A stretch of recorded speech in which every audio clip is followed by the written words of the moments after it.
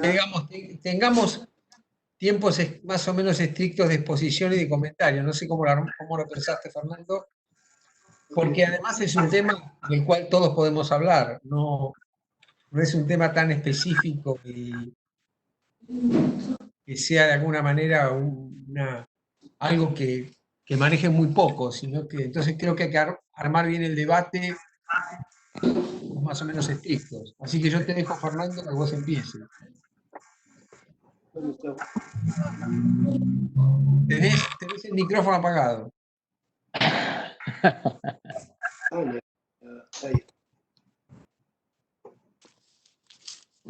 ¿Bien?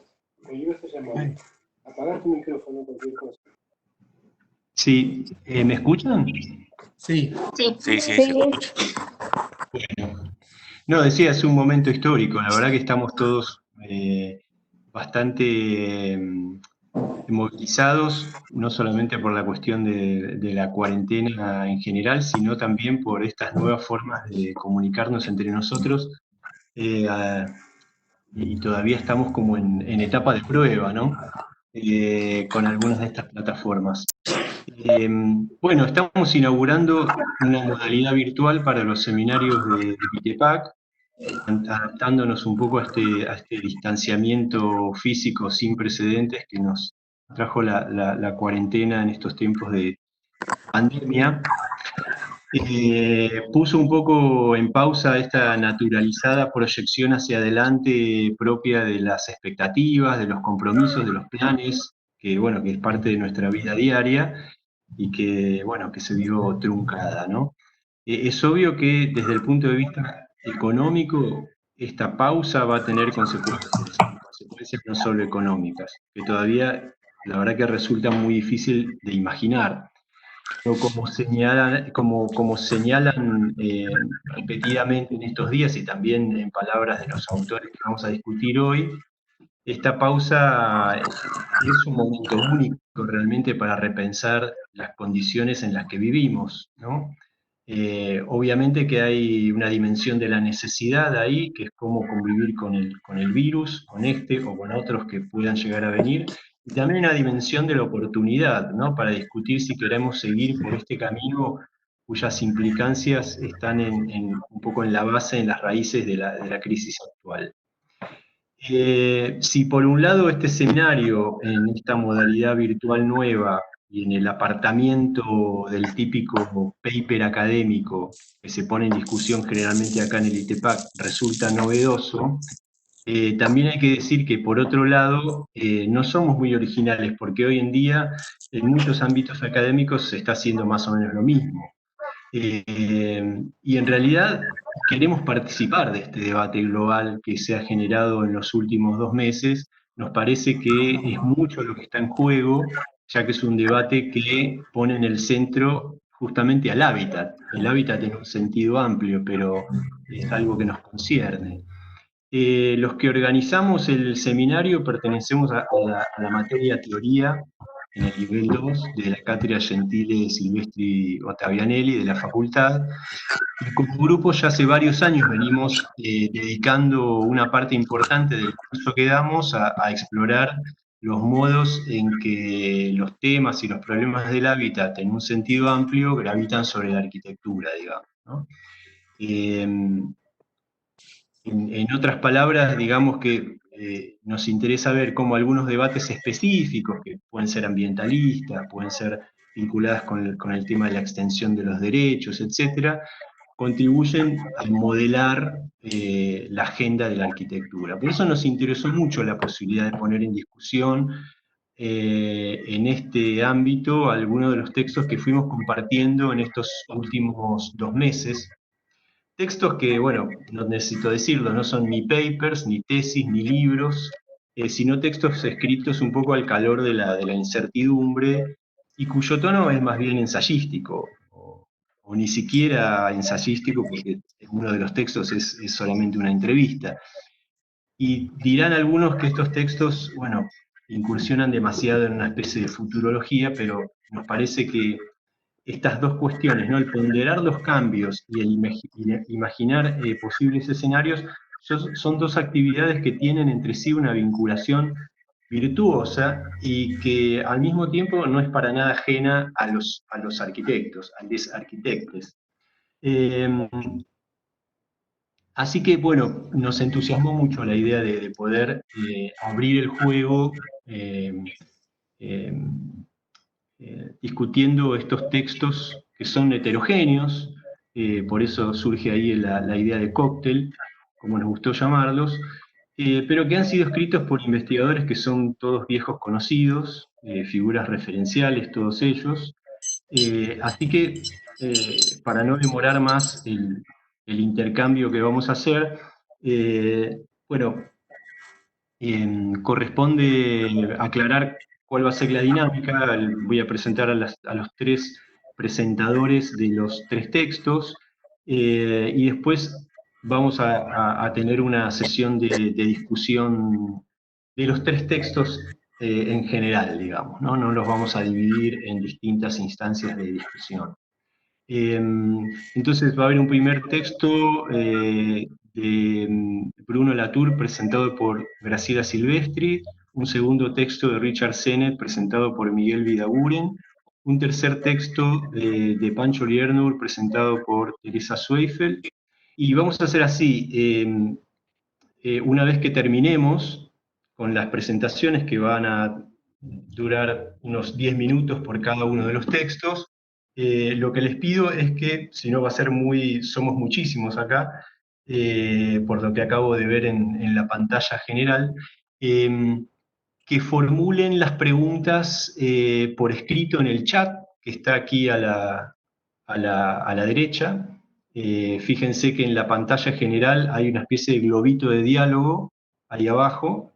Uno cliquea ahí y puede escribir y formula una pregunta, y en todo caso yo armo el orden de las preguntas y después, si quieren, les doy la palabra a cada uno para que la formule mejor, y vamos a ver si funcionamos bien de esa manera. ¿Les parece? Empecemos entonces con la primera presentación, que va a estar a cargo de Graciela Silvestri. Gracias. Bueno, gracias, Fernando. Te escucha, ¿no? Sí. Como son 10 minutos, es muy poco, doy por sentado que todos leyeron el texto de Latour, que es muy cortito y tuvo muchísima circulación en los últimos tiempos, sobre todo por esta especie de encuesta o sondeo, como le gusta llamarle a él, que indica al final, en el que cada uno tiene que reflexionar desde su propia experiencia, dice, para ver cómo lograr desacelerar, de una palabra fundamental en el texto de Latour, estos tiempos de la globalidad. A mí Latour me gusta mucho, lástima que lo tendría que presentar Ranea, este texto que nos lo introdujo hace muchísimos años, más de 20 años, en un curso de la Ditela. Latour inició su carrera haciendo una especie de antropología de un laboratorio científico, y su gran preocupación, y esto que voy a explicar creo que puede dar base y explicar algunas nociones que aparecen en el texto, es lo que él llama bifurcación, que es un término que saca de Alfred North Whitehead, un científico de principios del siglo XX, que también fue multicitado en muchísimos textos, sobre todo del postestructuralismo francés. La bifurcación para él es la división que se produce en, más o menos, digamos, el siglo XVII, entre hechos que podían ser estudiados por las ciencias naturales y por lo que nosotros llamamos ciencias duras, del cual está de lado la verdad objetiva, y el campo simbólico que está expresado para Latour más precisamente en la poesía y en las artes, que estaría del lado de la subjetividad.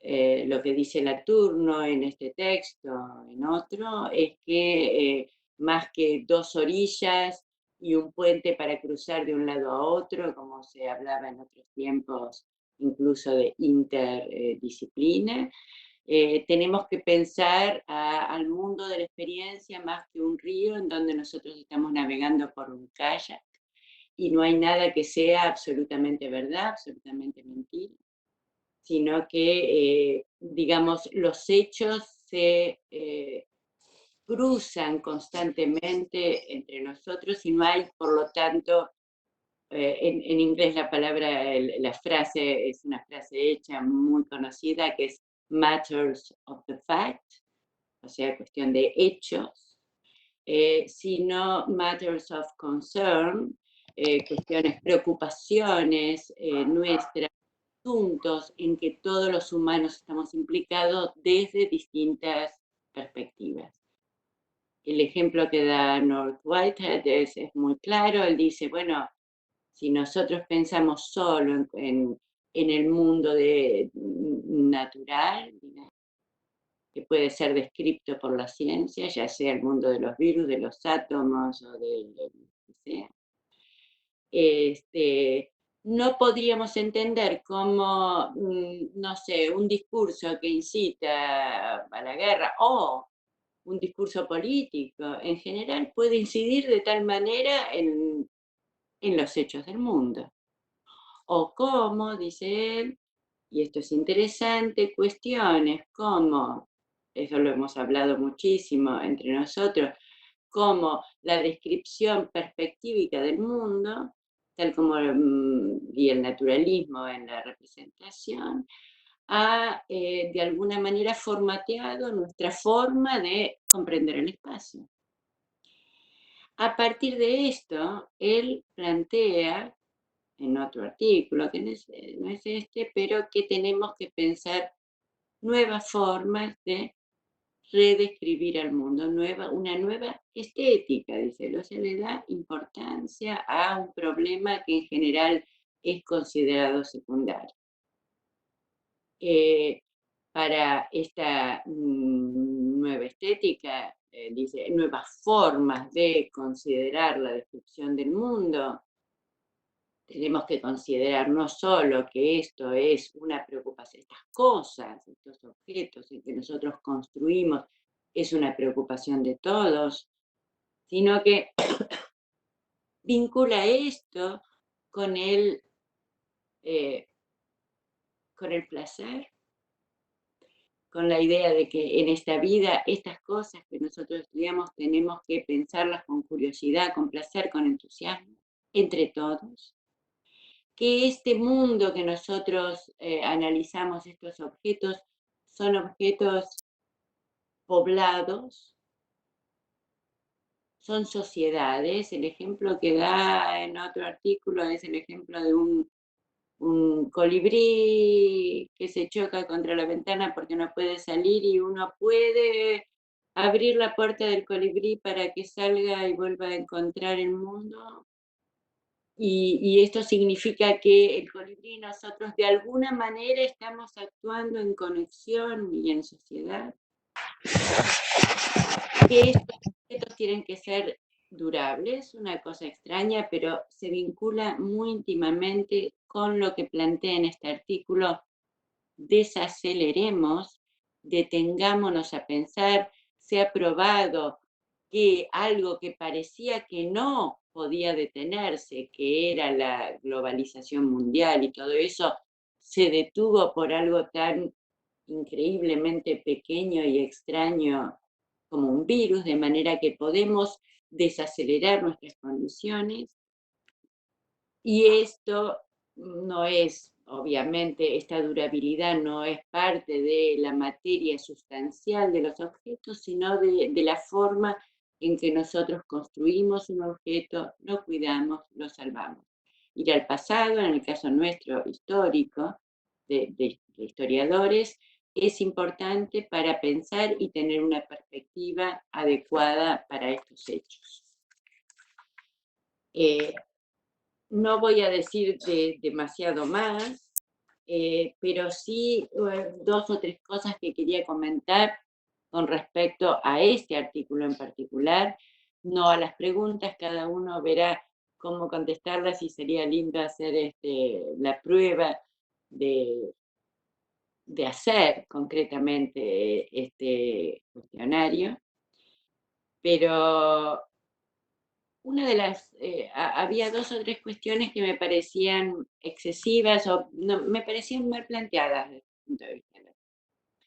La primera es la globalización, un tema que se va a tratar también está de alguna manera tratado en otros textos, porque en realidad la globalización es anterior al capitalismo contemporáneo. Yo prefiero hablar de capitalismo financiero antes que de globalización. Sobre todo porque el tema del viaje, aunque en forma lenta, no acelerada, es algo que precede con mucho al capitalismo. Si nosotros vivimos en América, piensen ustedes, o sea, hace 15.000 años grupos humanos cruzaron el estrecho de Bering, viajaron por balsa o viajaron a pie, llegaron a nuestras tierras.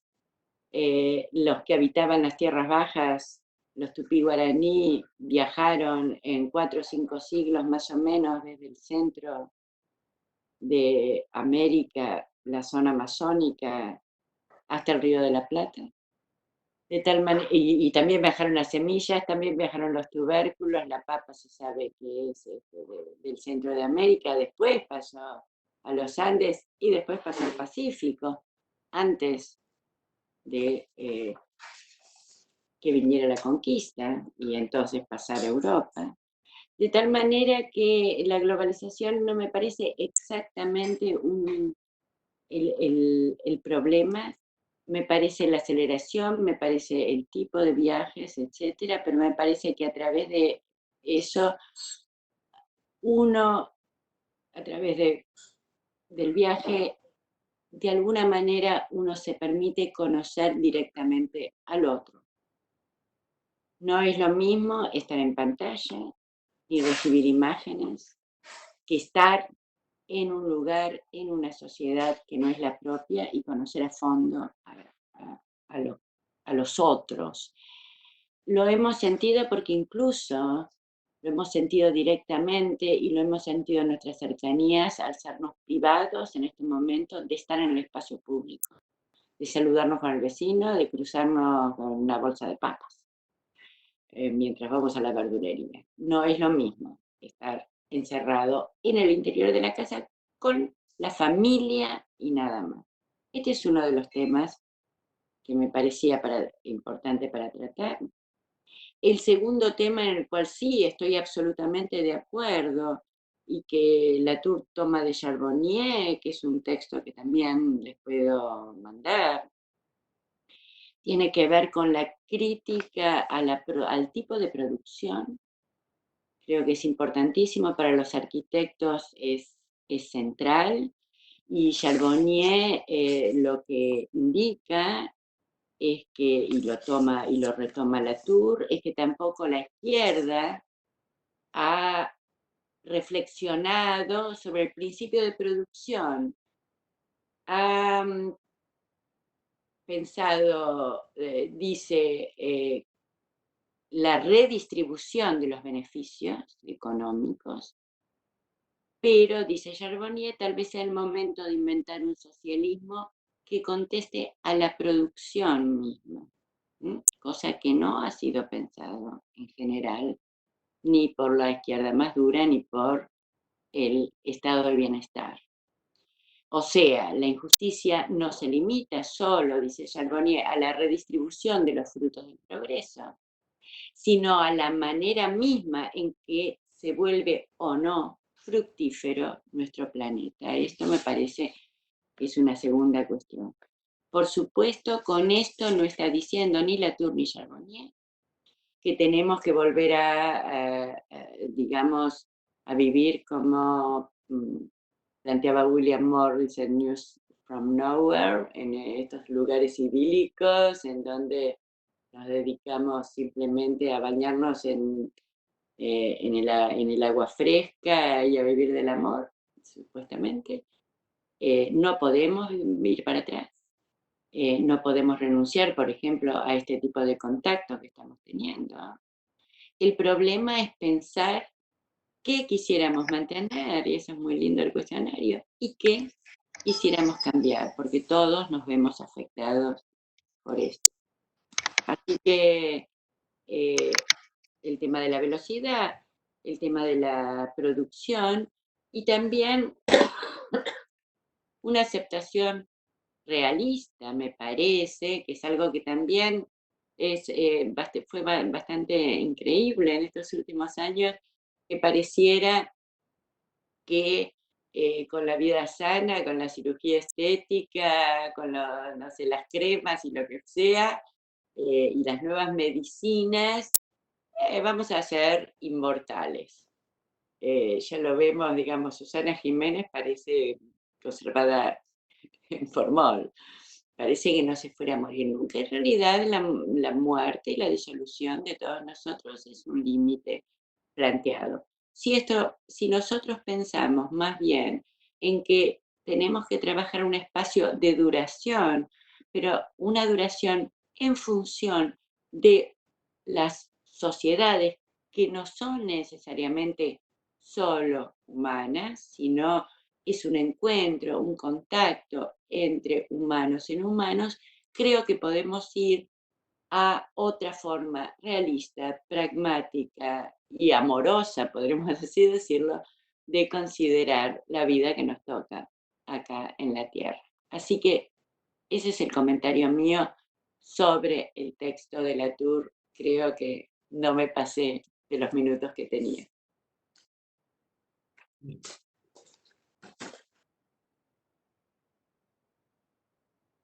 No tenés el micrófono, Fernando. Fernando, se nos fue el organizador. Se fue el que animaba la fiesta. El que animaba la fiesta.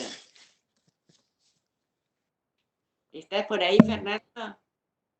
¿Me escuchan? Ahora sí. Sí, ahora. Perfecto. Ahí. Perdón.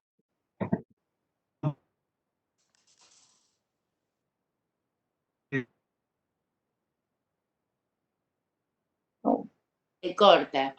Se corta, sí, sí. Sí, sí. A ver. Bueno, ¿qué están cocinando, chicos? Qué buena pregunta. Pasar a... Bueno, Si quieren, Miguel, la mesa es tuya. bueno, yo lo que tengo es como una especie de resumen del texto de Sennett. Para ahorrar un poquito de tiempo, también voy a dar por sentado que todos conocen al autor. Es un texto que está publicado también recientemente, salió en la revista Domus, 1046, y también fue publicado en la versión web. El artículo se llama ¿Cómo debemos vivir? Ante la pregunta, densidad en la ciudad de la pospandemia. Sennett parte de la consideración del impacto urbano de la pandemia. Él sostiene que una vez superada la pandemia, el control autoritario y el aislamiento social van a continuar. Y con esto se va a hacer necesario revisitar y tratar el tema de la densidad. Se vale como referencia histórica de los campos de concentración, donde la vida estaba reducida a un mínimo biológico, y donde, según el sociólogo Alain Touraine, demostró que dicha reducción y que las condiciones de guerra siguieron legitimando la regulación estatal de las personas una vez finalizada la guerra.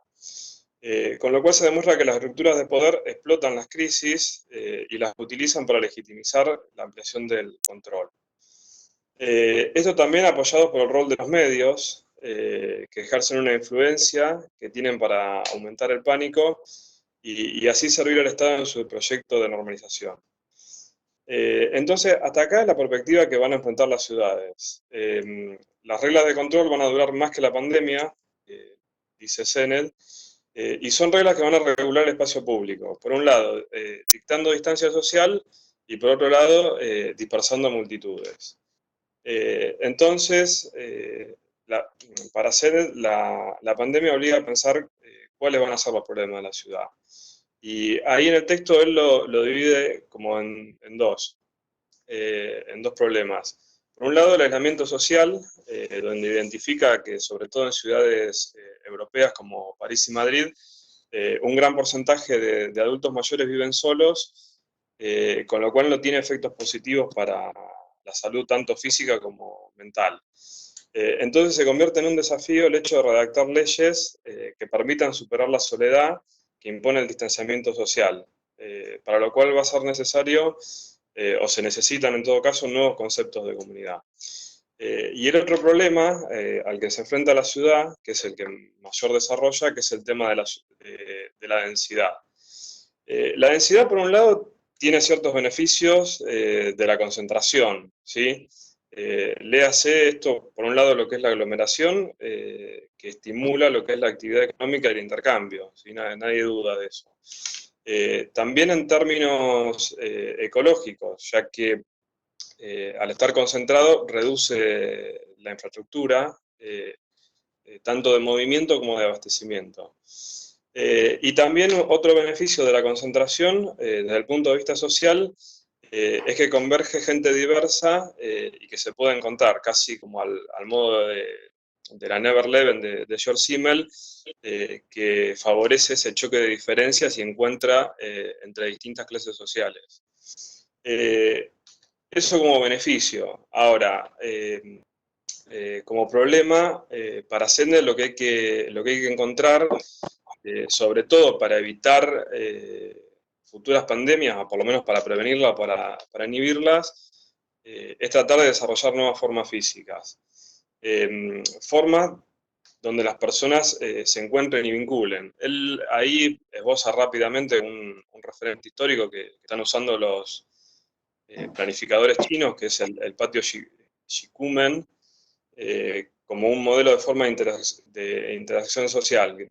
Para los que no lo conocen, es una estructura lineal de calle, como con edificaciones de 2 o 3 niveles al costado de esa calle, con patios que anteceden al acceso de cada vivienda, y que eso por lo menos favorece lo que es el encuentro entre distintos ciudadanos. Pero a su vez dice que es necesario encontrar como el equivalente contemporáneo. Por otra parte, otro problema que trae aparejado la densidad es el tema del transporte. Ahí también utiliza otro ejemplo, que es el que se está aplicando en París y en Bogotá, que son ciudades de 15 minutos. El término hace referencia al tiempo empleado que se tarda en llegar desde el medio de transporte de bicicleta o caminando a los grandes nodos urbanos. O sea, tratar de redistribuir las ciudades para que la proximidad esté dada en esos 15 minutos y no emplear un vehículo particular. Pero también plantea el desafío de qué va a pasar con las ciudades o los países, mejor dicho, las ciudades ubicadas en países en vías de desarrollo, donde esas viviendas, por lo menos donde viven los trabajadores, están mucho más alejadas y se necesita como una verdadera revolución económica para llegar a esa distribución. Por último, lo que plantea CENED es que la pandemia es un experimento en desigualdad de clase. Él dice que hay una diferencia de una clase media que puede trabajar desde el hogar, que esa clase media realiza lo que se denomina el trabajo mental, pero que hay otro tipo de trabajo, que generalmente el que está atribuido a las clases bajas, que tiene que ver con el trabajo manual, y que eso no hay manera de hacerlo online, ¿sí? Hay ciertas tareas como la recolección de residuos, por ejemplo, que es el caso que cita, que no se puede hacer de otra manera. Entonces, la pandemia sí o sí, lo que decía hoy Fernando al principio, va a aumentar la brecha entre lo que es el trabajo manual y el trabajo mental. Brecha en sentido de término económico. Y por último, la otra cuestión que también plantea CENET es el uso de la tecnología, de cómo se debería humanizar al menos, diciendo que hasta hace una generación tenía que ver, el uso de la tecnología tenía que ver con la regulación y el control, una suerte de estado en línea, y que ahora por lo menos debería tener el propósito de crear comunidad y redes de atención mutua. Bueno, eso básicamente es lo que plantea el texto. No sé si...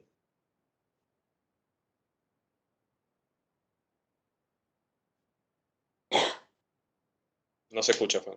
No se escucha.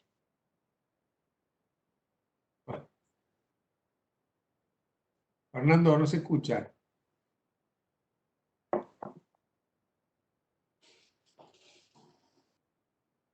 Tiene el micrófono apagado. ¿Ahora me escuchan? Sí. Sí. Ahora sí. Sí, te escuchamos. Bueno, perdón. Pasamos entonces al tercer comentario a cargo de la tercera presentación a cargo de Teresa Sweifen. Gracias, Miguel.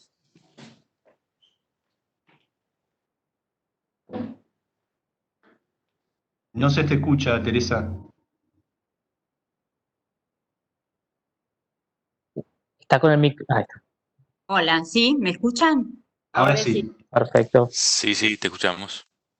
No, les decía que hablando de conectividad tengo muy mala internet hoy, así que es muy probable que en el medio de esto me vaya así, ¿no?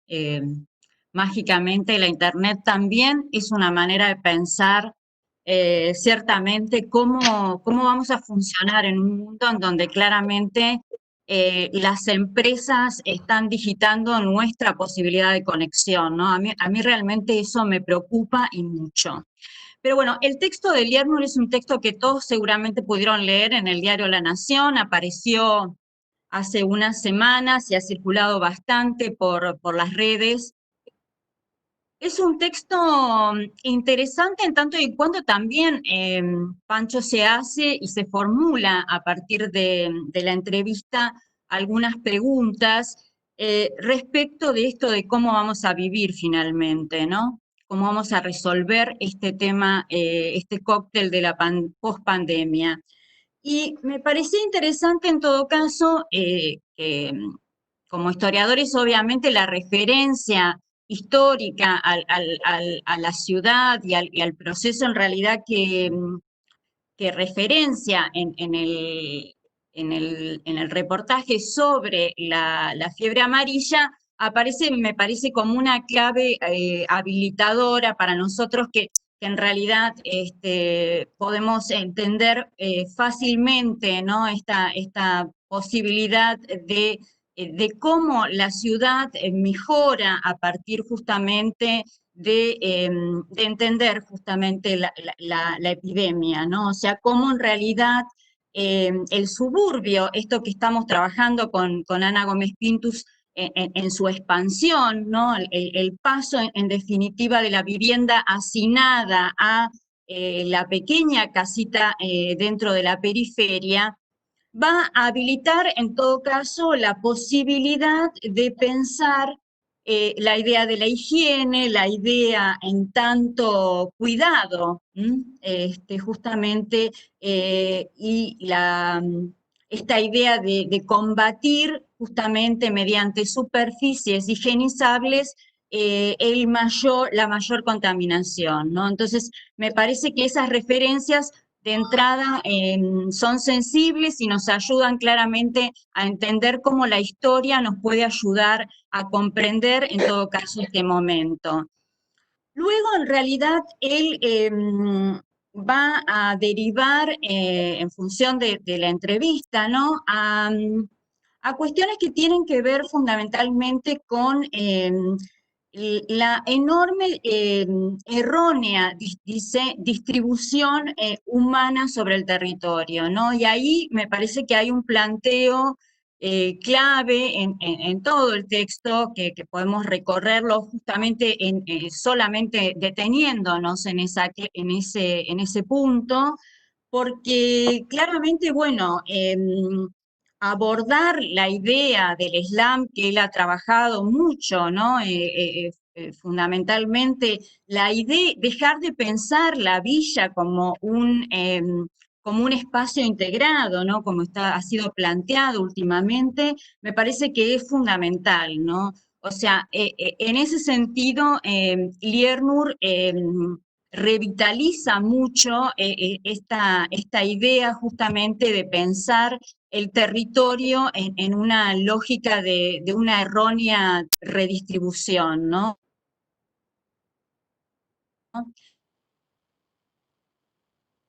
Bueno, en el devenir del reportaje van a aparecer referencias muy importantes, como la de Harvey, por ejemplo, en la que él justamente articula pensando que justamente hay 3 momentos en donde podemos pensar la ciudad, que es algo que también tal vez nos sirva, ¿no?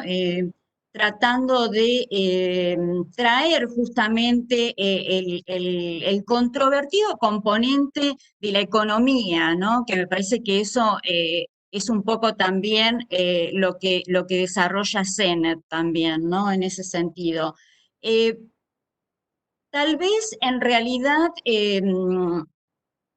y esto lo hemos charlado en teoría también con Fernando Williams, me parece, el año pasado, esta idea de pensar también hasta dónde esta idea del antropoceno formulada por Paul Krugfer, digamos, es puesta en cuestión en tanto la posibilidad justamente de revertirlo, ¿no? O cuestionarlo justamente en esto que de alguna forma Graciela Silvestri llamaba capitalismo financiero, y que podría ser puesto también en la lógica del capitaloceno, ¿no? Capitaloceno como una lógica que también tiene que ver con la instalación de este mundo puramente economicista, ¿no? Me parece que luego, y ya para finalizar, a Liernur le preguntan si en realidad se le ocurren casos, ¿no? A través de los cuales se pueda pensar la perspectiva de la ciudad, ¿no? O sea, y ahí en realidad él referencia y trae como colación la idea justamente que va a instalar Kohlhaas en la exposición que realiza en febrero en el Guggenheim, junto a OMA, ¿no? Entonces, me parece que la referencia tiene que ver fundamentalmente con esta idea de pensar justamente el ocio contemporáneo, esta planificación, ¿no? a escala de poder político, el tema de los cambios climáticos que se van a dar, las migraciones, dice, los ecosistemas humanos y naturales, y obviamente esta coexistencia entre lo artificial y lo orgánico, ¿no? Si se le plantea en definitiva una pregunta a Liernur, ¿es lo mismo vivir en Iruya que hoy, que hace 30 años? Bueno, él dice claramente que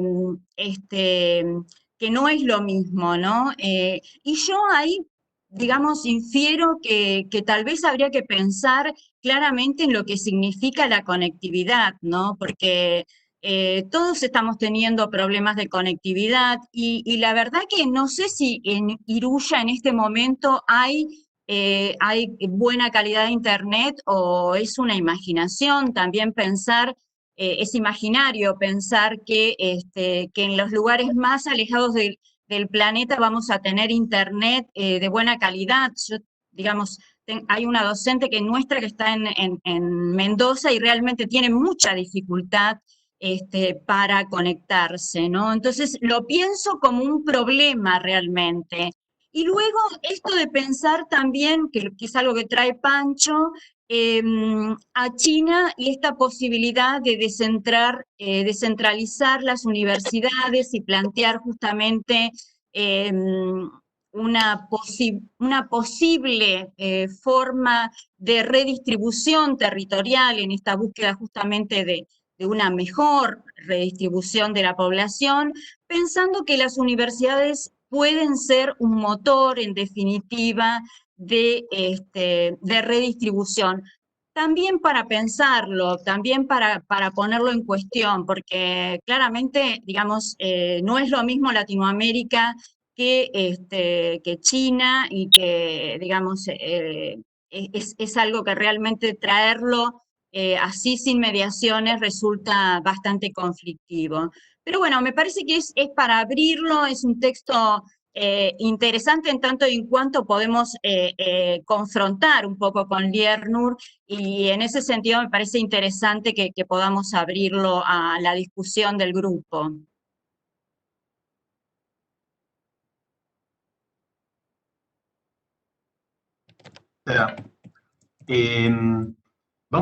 ¿Me escuchan? Sí. Sí, te escuchamos. Bueno, vamos a comenzar con el intercambio entonces. Lo que les pido es que vamos a ver cómo funcionamos de este modo. Se me ocurre que podemos empezar de este modo. Es que se formulen en el chat las preguntas y también lo que podríamos poner ahí, además de la pregunta, es a quién va dirigida, si va dirigida a alguno de los comentaristas o es un comentario en general.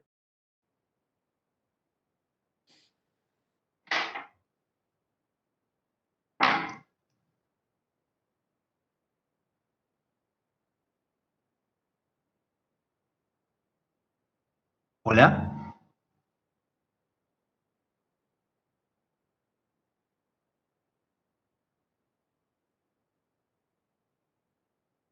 ¿O prefieren hacerlo verbalmente? Y abrimos todos los micrófonos.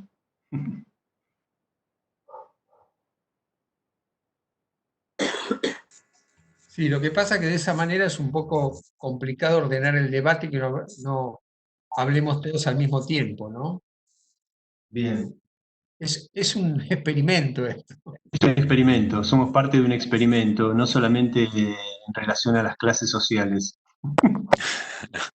Un experimento multidimensional. Voy a empezar como forma de romper el hielo, tratando de pensar los tres textos al mismo tiempo. Es cierto que no hay una lógica demasiado justificable de por qué estos tres y por qué no otros. Es un poco arbitrario en un sentido la selección, pero me gustaba en relación a los tres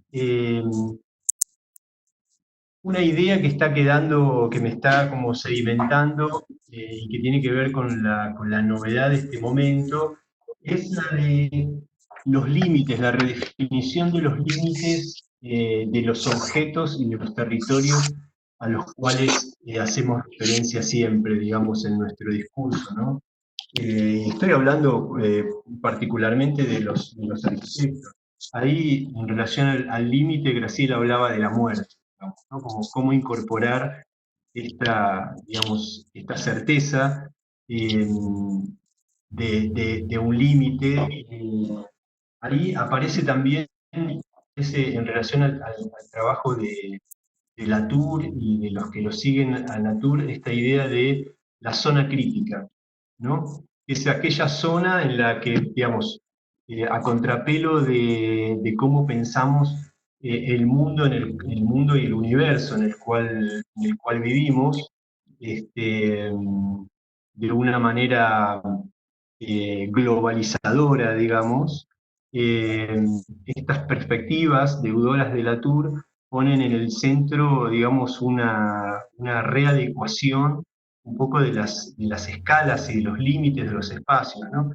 Entonces, esta idea de zona crítica remite a el muy angosto espacio, si uno lo piensa como en el corte del planeta, el muy angosto espacio en el que los humanos podemos vivir por condiciones físicas, digamos, atmosféricas, ¿no?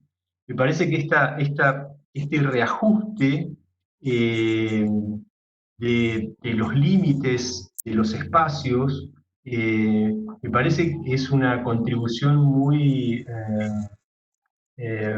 palpable y muy concreta de estos debates que se están desarrollando en este momento y que, digamos, nos obligan a pensar en una interescalaridad mucho más allá de la típica interescalaridad de la que venimos hablando hace muchos años, ¿no? O sea, por un lado, estamos hablando de problemas globales y planetarios, para decirlo mejor, más que globales. Y por otro lado, en relación a estos problemas también podemos discutir las tipologías arquitectónicas, como lo hace Richard Sennett en su texto, ¿no? Esto me parecía interesante porque me parece que de alguna manera es algo de lo cual los arquitectos podemos empezar a hacernos cargo en este momento a la luz de estos debates, ¿no?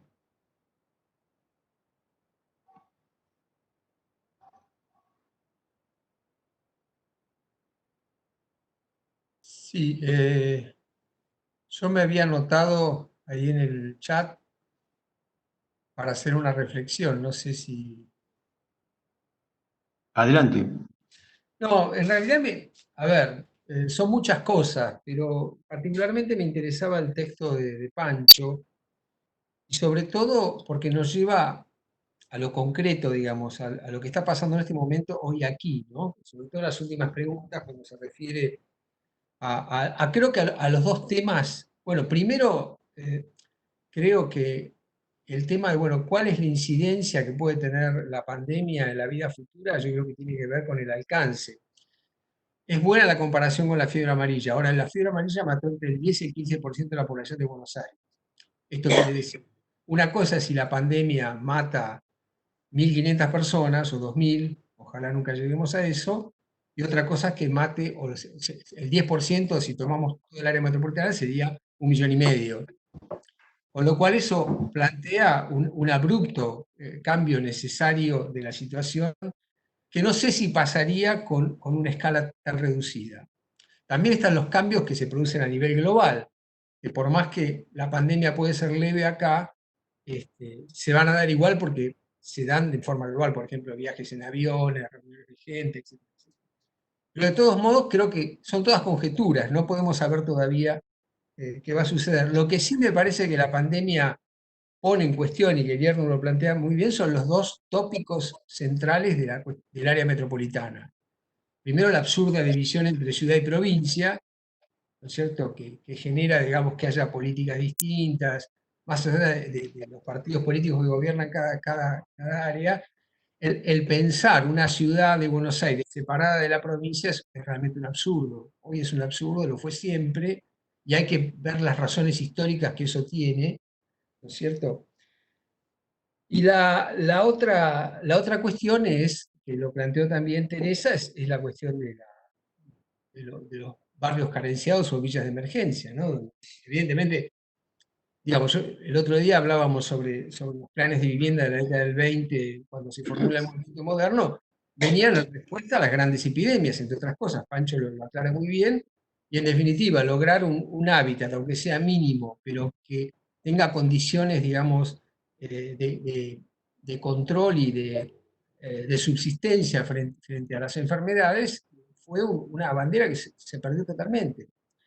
Digo, y creo que hay que volver a reconsiderarla. Es decir, si nosotros construimos un hábitat que es hasta, digamos, puede ser muy pintoresco para cierto tipo de turismo, pero reconstruye las formas de vida de la ciudad medieval, estamos condenados a sufrir las enfermedades de la ciudad medieval. Es así. Está bien, tenemos otros remedios, tenemos otras posibilidades, pero nos enfrentamos a eso, ¿no es cierto? El haber abandonado nosotros como disciplina arquitectónica la cuestión de un hábitat sano para todos, cuando se pensó que las pandemias habían terminado, porque digo, detrás de todo esto está esa idea muy moderna de que en definitiva todo se va racionalizando, aclarando y va disminuyendo, ¿no?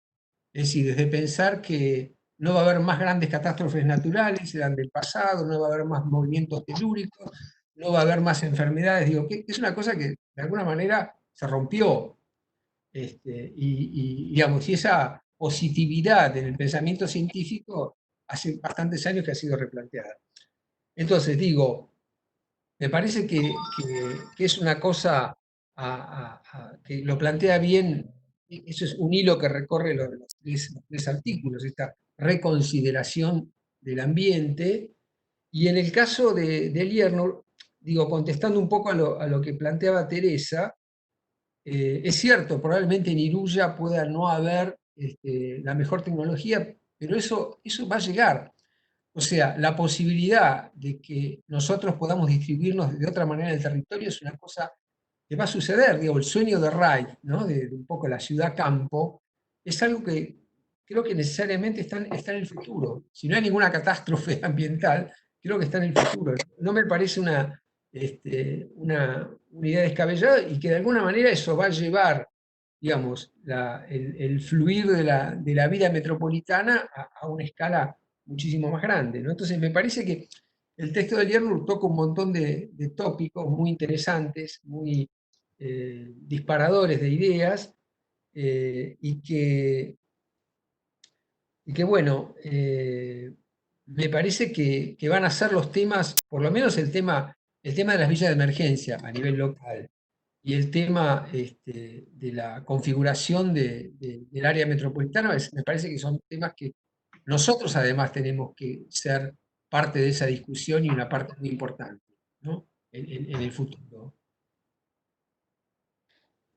Bien.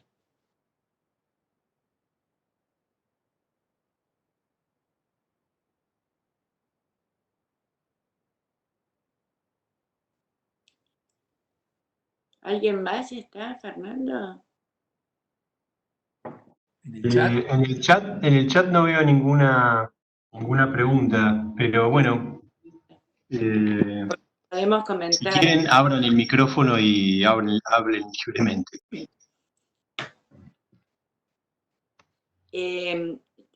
A mí lo que me preocupa, en general, ustedes saben que venía trabajando con el tema de las epidemias desde que trabajo en La Boca, y con el riachuelo y etcétera, las miasmas, el pasaje al agua, etcétera.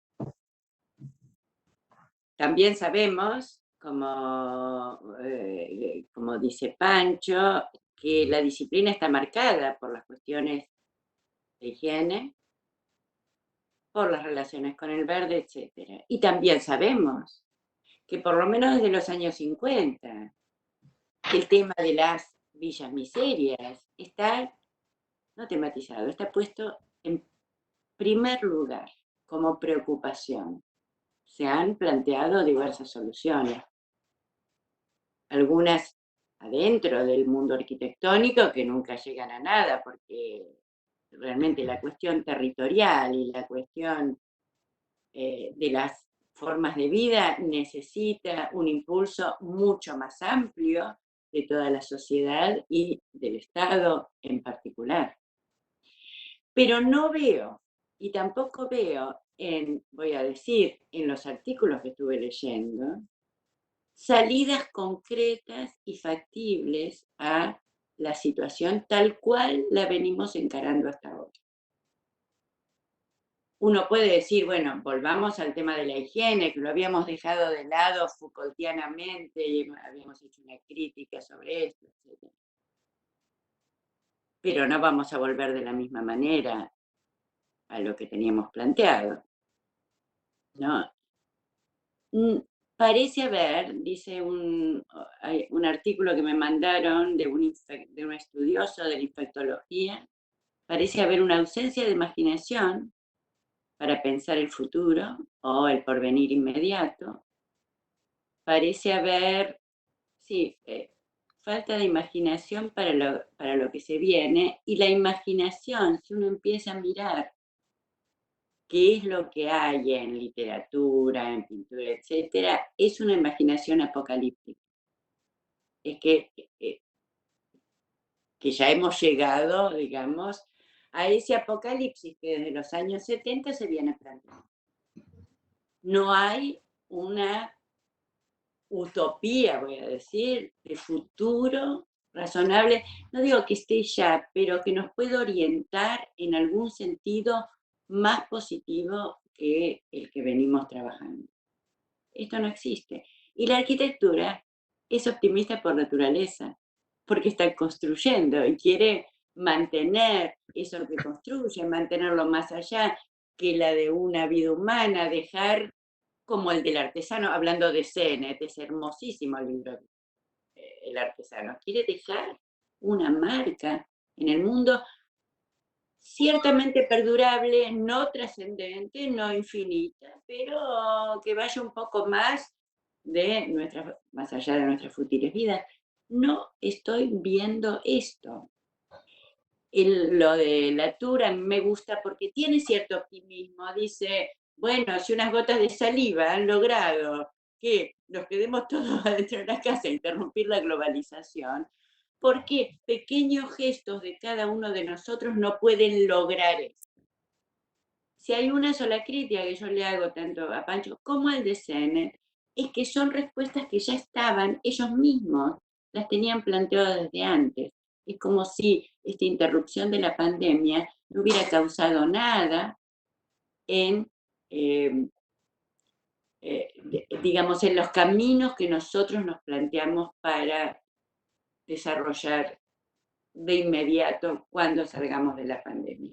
No van a ser transformaciones inmediatas, sabemos lo difícil que es en lugares como Argentina simplemente ponerse de acuerdo en dos cosas seguidas, pero sin embargo yo creo que habría una posibilidad y tenemos que estimular un poco más nuestra imaginación, que es de lo que vive la arquitectura, para empezar a pensar cómo hacerlo, porque digo, el tema territorial, si ustedes se acuerdan de Viedma, lo había intentado Alfonsín, digamos, ¿no?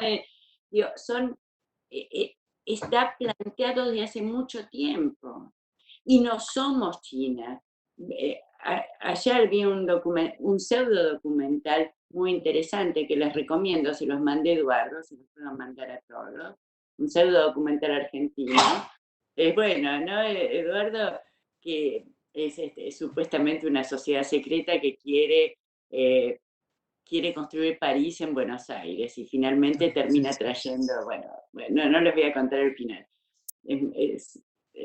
Pero muestra una ciudad que es real, que está en China, que hicieron completa a París como próxima ciudad turística. No funcionó, está totalmente vacía en este momento, lo que nos da también una lección de qué significa una ciudad. No es pasar la Torre Eiffel de un lado a otro, ni hacer las avenidas, etcétera, sino es también la gente, los bares, las mesas afuera, la gente charlando, la forma de mover las manos y los brazos, la forma de abrazarse y la forma de encontrarse que podemos tener cada uno. Ustedes saben, Boston también es una ciudad parisina. Uno sale a las 10 de la noche y ya no hay nada, está todo cerrado y es tan de ultratúmbica como salir acá en el peor momento de la pandemia. Entonces, me parece que si nosotros empezamos a pensar que puede haber caminos de salida y no de reparación, y si bien vemos qué pasó en la historia, porque vamos a mirar también hacia atrás, podemos tomar algunas cosas que dejamos de lado, como el tema de la higiene o el tema de la redistribución territorial, hacia adelante. La arquitectura, como ustedes saben, igual que la sociología, siempre fue, comillas, socialista, o sea que la igualdad estaba también en el fondo de la disciplina moderna, pero sin embargo no se ha logrado demasiado y me parece que volver a pensar en términos de producción colectiva de una ciudad, yo soy de las que piensan como Perec y como Pancho, que a la larga, ciudad y campo ya no tienen diferencia. No sé si leyeron Especies de Espacios de Pérez, pero es muy lindo, ¿no? Porque yo mostraba en alguna clase de teoría, lo he mostrado, digamos, hasta el Amazonas, el Xingu están trabajando con... No tienen la misma conexión, pero ya no es lo mismo. La ciudad llega, digamos, porque no es solo la computadora, es la forma de pensar, es la cultura contemporánea. Pero no podemos, parece que no pudiéramos salir de ahí, no pudiéramos imaginar otra forma de habitación con el mismo grado de intensidad que se imaginó a principios del siglo XX, fines del XIX, principios del siglo XX. Lo fundamental me parece ahí es formular preguntas. Me parece que es este el momento, ¿no? Coincido totalmente en que la arquitectura tiene desde su hibridez, tiene esa capacidad de estas dos cosas que marcaba al principio, ¿no? Ponderar lo que está pasando y al mismo tiempo imaginar escenarios futuros, ¿no?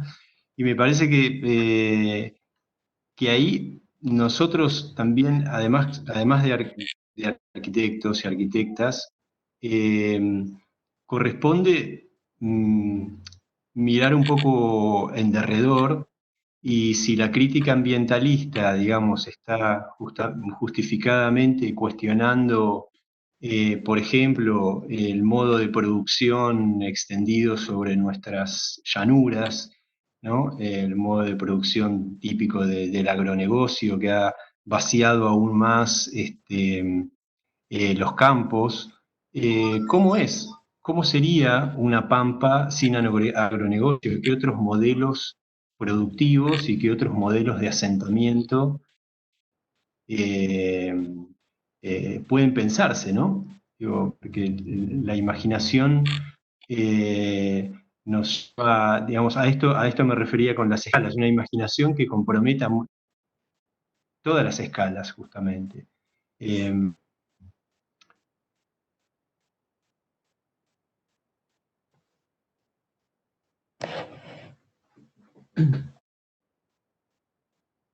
Anímese.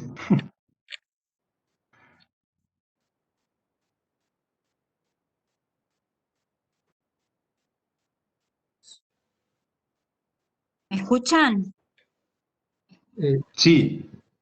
Sí, te escuchamos. Sí, algo que a mí me parece importante es que, digamos, pareciera como, digo, desde la exposición también de Coljas y Oma, aparece la referencia del campo como una posibilidad, ¿no? Como el vacío, como ese lugar abandonado donde no pareciera que no hay territorio. Yo lo que creo ahí es que es una posibilidad en Holanda o en China, pero me cuesta imaginar una posibilidad real en la llanura argentina, la verdad.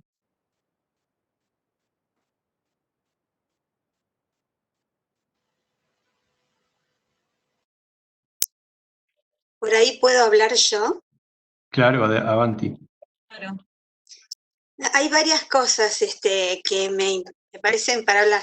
Antes de pasar lo que quería decir por ahí, en relación a lo que recién decía Teresa, me parece que Coljas, cuando propone esto en la muestra, dice que la oportunidad está en el campo, pero justamente vinculado a los temas de producción actual del campo, porque va mostrando cómo son los nuevos sistemas de producción de determinadas cosas y qué tecnologías y qué espacios en ese gran, inmenso paisaje que es el campo, son como una oportunidad para pensar justamente nuevas formas.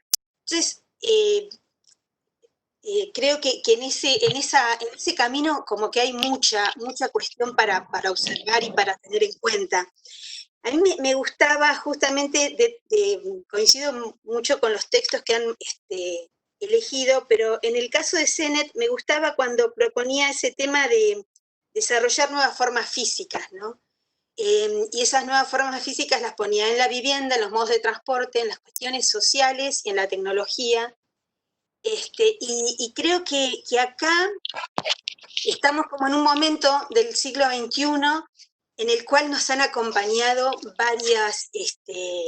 varios virus, los tenía anotados por acá, el SARS, el MERS, el ébola, la gripe aviar, la gripe porcina, el COVID, que se han ido sumando tan solo en 20 años y que han sido como una, justamente todos estos bichos han salido de problemas de producción justamente de cómo la naturaleza se esfuerza para alimentarnos y bueno, todo lo que se va produciendo en trasladar justamente esos virus a nuestra especie. Y que por ahora solamente pareciera ser que desde la medicina, desde la higiene que han nombrado, todo ha consistido en la idea de no aproximarnos. Pero que aún falta tiempo, o por lo menos los arquitectos no han pensado todavía en cómo justamente transferir esto a las cuestiones de estos nuevos desarrollos de formas físicas que plantea Sennett, porque, no sé, o porque nos quedamos dormidos, o porque estamos pensando en cómo seguir con las ciudades en vertical, cuestiones que ahora están totalmente en crisis, ¿no? Porque esta cuestión de la expansión en horizontal, que también se estuvo proponiendo, también pone como en crisis otros aspectos de la gran extensión y la falta de infraestructuras que estos lugares empiezan a tener cuando la ciudad se extiende. Así que creo que en adelante vamos a tener que empezar a pensar cómo desde la propia arquitectura ir pensando estas nuevas formas vinculadas a las cuestiones físicas, tanto de la ciudad, del territorio y hasta desde la propia habitación, desde la propia vivienda, porque creo que uno de los temas de este siglo va a ser va a ser un cambio de producción que necesariamente se va a dar, si no va a venir el apocalipsis, ¿no? Como un poco planteaba Graciela. Así que bueno, creo que si algo deja el encuentro o toda la serie de encuentros en los que uno está participando en estos momentos, todos están poniendo el acento en que nos pongamos a pensar cómo poder resolver esto y que encima, como nuestra disciplina no es autónoma, o sea, obviamente está tensada por tantas cosas, tampoco es un campo que podamos resolver solo los arquitectos. Así que, bueno, eso es un poco el aporte que quería hacer a lo que se ha ido planteando, ¿no?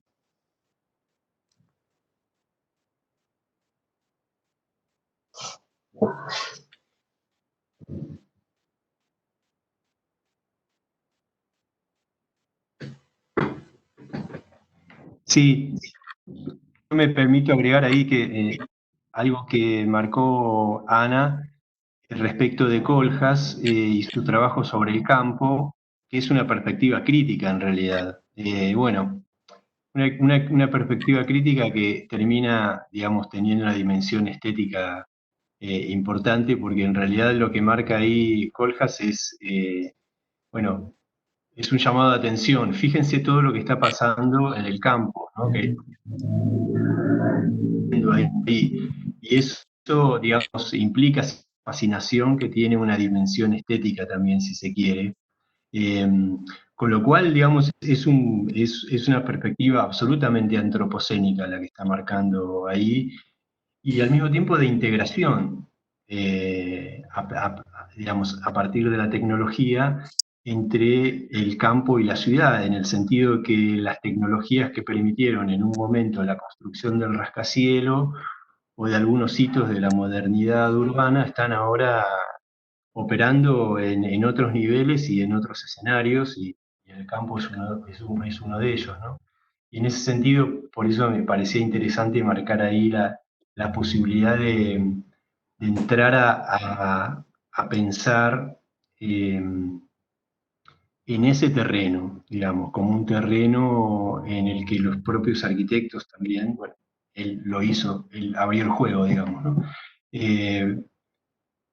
Pero me parece que nuestro campo es un campo absolutamente antropocénico en el sentido que lo marca Kohlhaas, porque es el sector, bueno, ahora se vuelven a reactivar los conflictos con el campo, ¿no? Es el sector tecnológicamente más avanzado de la Argentina. Así que bueno, esta escisión campo-ciudad me parece muy productiva.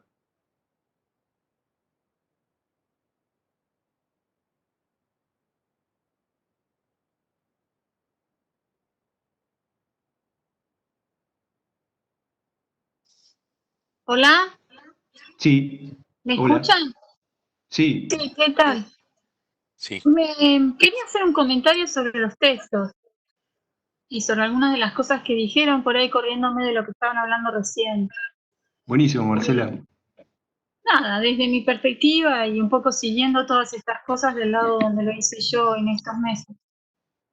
Una de las cosas que me llama la atención es, sobre todo en CENET, o en la TUR, es que en realidad, y si bien coincido con Graciela de que la cuestión es una cuestión de lo que podemos hacer midiendo la escala, o sea, en qué escala podemos nosotros actuar real, eficaz, activamente, concretamente. Esta cuestión que dice Sennett acerca del comportamiento de las personas, ¿no? Si pudimos acatar una serie de recomendaciones, en realidad la mayor parte de las personas lo hizo por una cuestión clave, que esto está pensado en términos transitorios.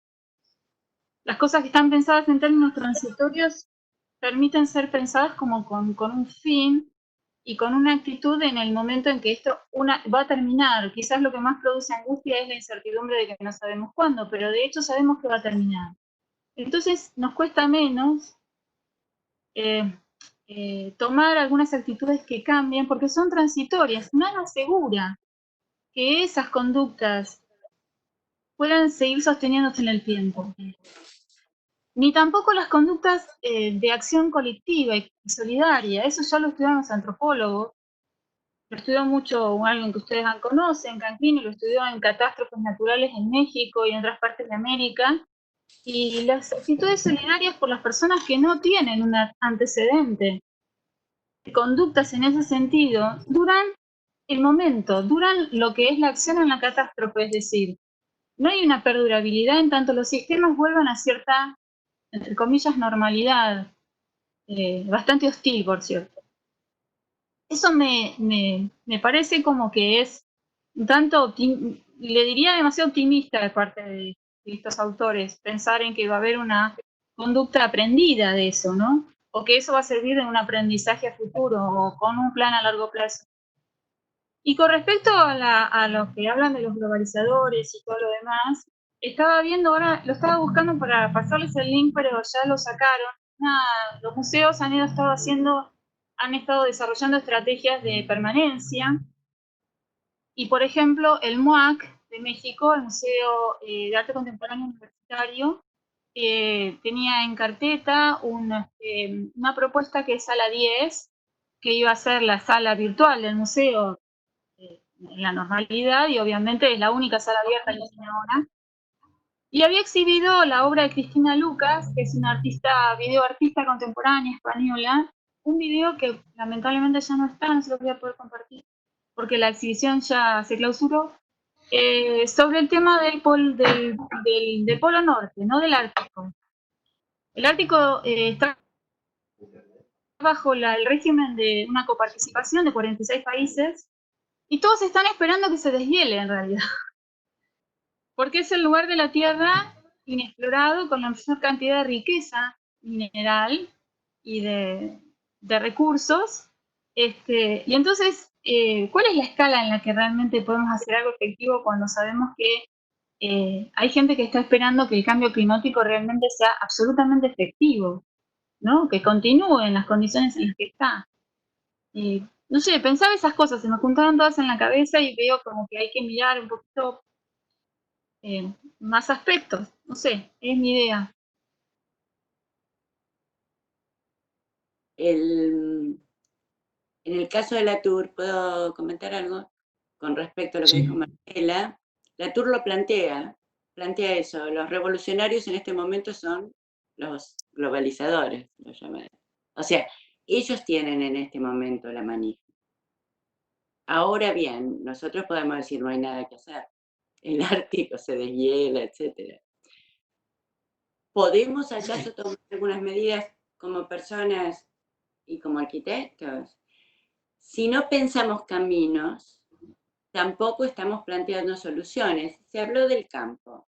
Una cosa que hablábamos mucho en la cátedra desde los años anteriores y que tiene que ver con la producción, es que todos los gobiernos, en el momento en que les toca, necesitan, digamos, echar mano para mantener a la gente del lugar de mayor riqueza y por lo tanto es un poco difícil que dejemos de cultivar soja. Digamos que Grobocopatel se ha llevado bien con todos los gobiernos.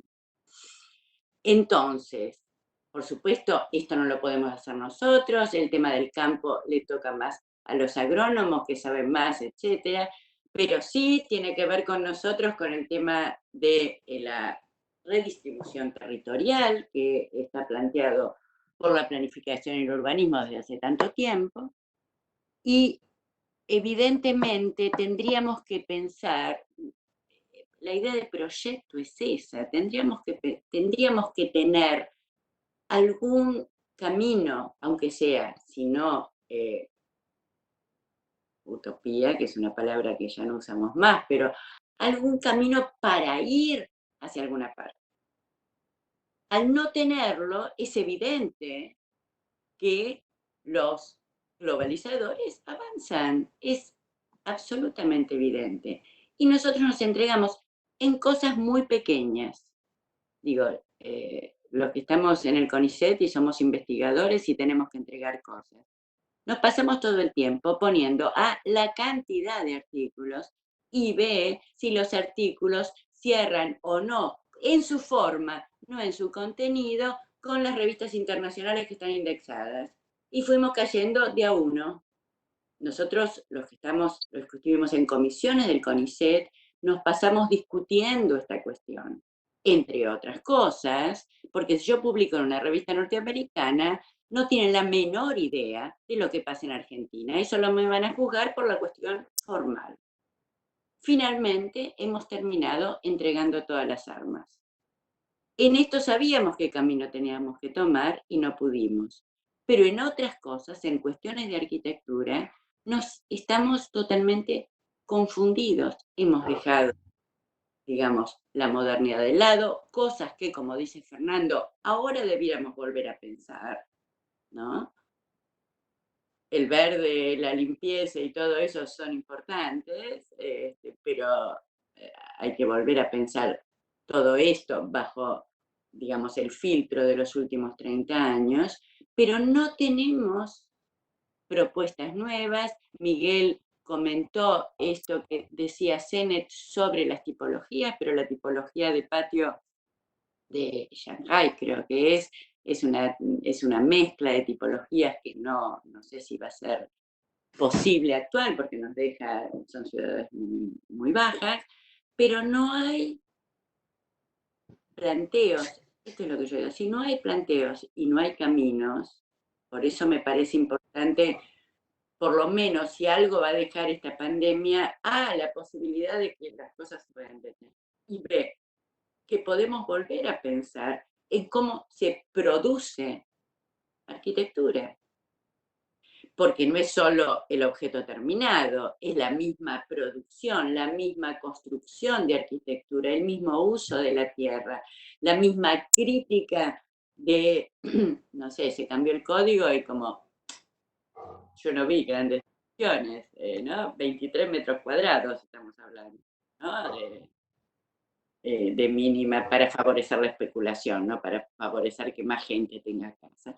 Digamos, hay un montón de cuestiones que fuimos dejando pasar por un lado, y en gran parte porque no solo no tenemos soluciones, sino ni siquiera nos sentamos a pensarlas, ¿no?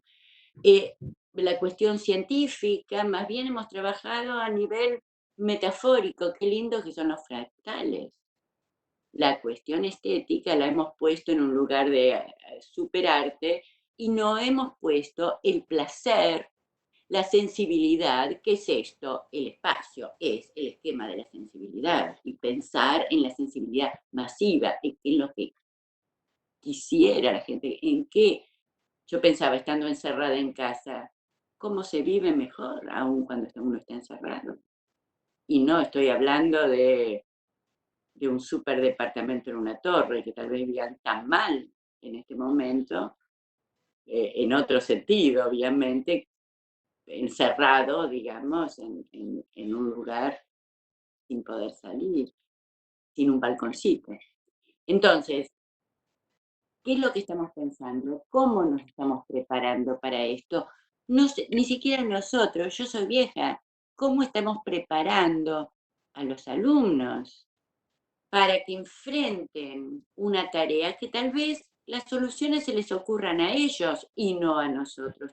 Nunca hubo alguien que se levantó un día y ya se le ocurrió la super idea. Hubo una acumulación de cosas enfocadas hacia un lugar por ahí que tardó un siglo, que finalmente dio como resultado algo que cambió.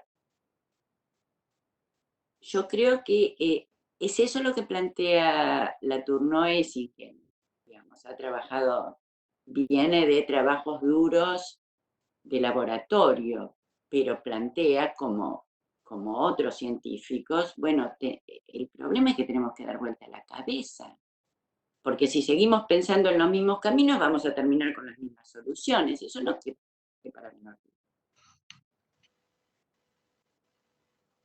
Acá tengo una pregunta que formula Felipe Rumbo. Felipe, ¿quisieras ponerla verbalmente, ya que estamos en esta... ¿Hola? ¿Estás ahí, Felipe? Sí, hola Fernando, ¿se me escucha ahí? Sí. Pero no se te Hola. ve. Ah, ¿no? No, no te Ruido veo. Ah, sí, activo. ahí te veo. ¿Sí? Sí. No, yo ponía en el comentario que decía en el chat, como para ver si se puede poner en la mesa de discusión, que me parece que la forma en la que estamos transitando la pandemia y el aislamiento como sociedad, me parece que nos expone de una forma con un autorretrato muy crudo y que me parece que hay muchas puntas de análisis ahí para entender en qué términos vamos a salir hacia la pospandemia, ¿no? O sea, me parece que de distintas posiciones de los distintos gobiernos a nivel mundial, de distintas culturas, de las distintas idiosincrasias, de distintas realidades locales, o sea, hay una situación general que es, el virus es igual en todas las partes del mundo, ¿no? Pero la forma en la que responden las sociedades, los gobiernos, la forma en la que están estructuradas las articulaciones entre las personas, la forma en la que funciona nuestra ciudad, nuestra cultura, hace que haya información muy diferente de cómo estamos respondiendo, cómo estamos tratando con ese tema. Y de ahí me parece que hay muchas puntas de hacia dónde vamos a salir de nuestro lugar, ¿no?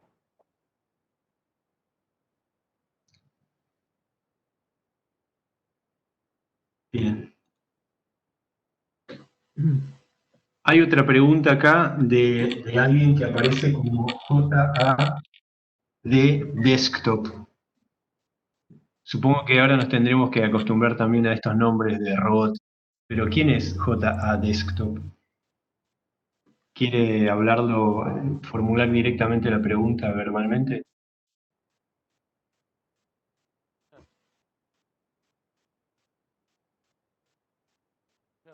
¿Hola?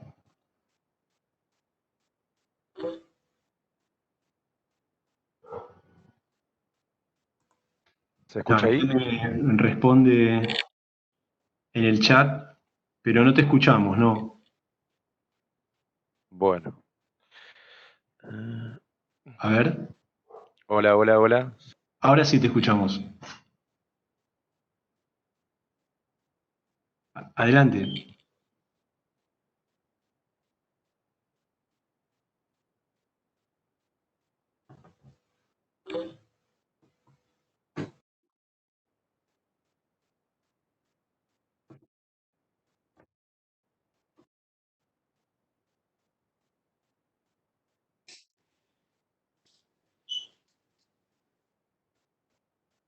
Hola.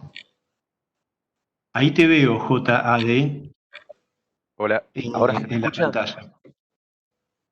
No, ahí. ¿Ahora sí se me escucha? Perdón, Sí. no conozco el programa y me mareo. Lo que estaba comentando era de que yo soy un estudiante de arquitectura y del interior, para colmo. Y siempre lo que he visto desde que empecé a estudiar arquitectura fue siempre el mismo concepto, aunque sea en mi entender, que se ve como los ejemplos a donde tenemos que ir o donde tenemos que mejorar siempre las mismas bases, que creo que es lo que hay que cambiar.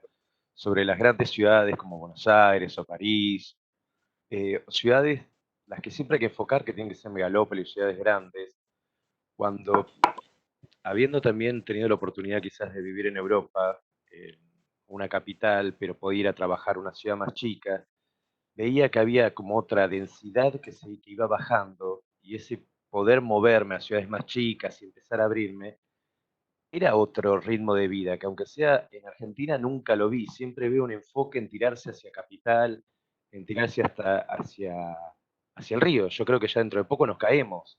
En vez de teniendo uno de los recursos más grandes, que es el espacio acá, siempre lo estamos centralizando y centralizando y centralizando más.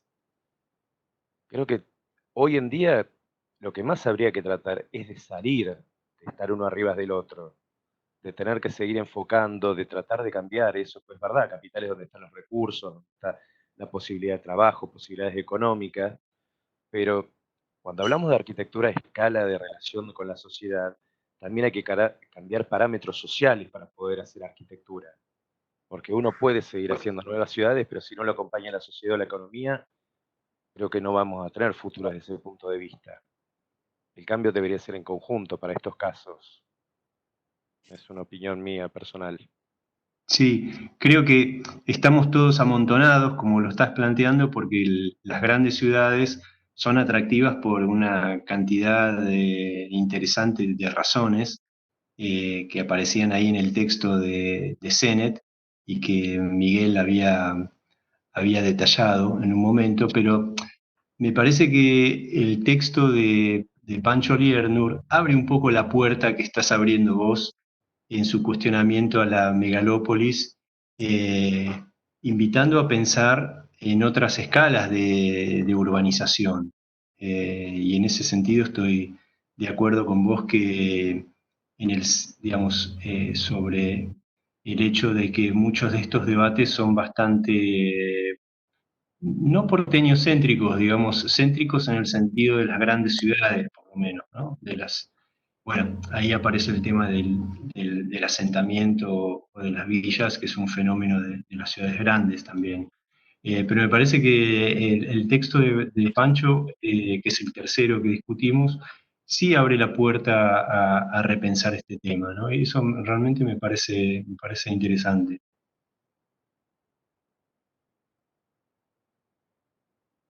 Sí, yo en ese sentido, para ampliar un poquito más, me parece que la clave está en la tecnología. Si estamos teniendo, probablemente dentro de unos años esté mucho más perfeccionado y Internet llegue más, entonces las posibilidades de transformación del hábitat territorial van a estar ahí, más allá de otros fenómenos, digamos, ¿no? Pero van Sí. a ser mucho más posibles.